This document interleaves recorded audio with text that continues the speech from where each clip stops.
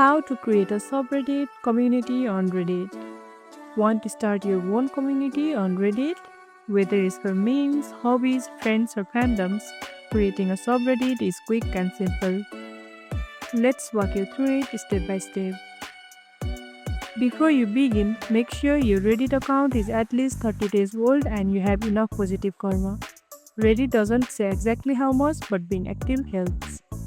On desktop, select Create a Community. On mobile browser, switch to desktop view. Mobile app doesn't allow subreddit creation yet. Now, fill in the details.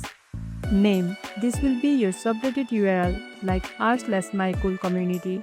Topic. Choose what your subreddit is about. Type. Public, restricted, or private. NSFW. Enable if it is 18 plus content. You can also add a description, set welcome messages, choose whether to allow images, links, or polls, then hit Create Community. After creating, add a banner, icon, and set rules. Personalize your subreddit using mode tools. Pro tip: be clear with your rules and guidelines to keep your community healthy and drama-free. That's it. You now have your very own subreddit ready to welcome the world.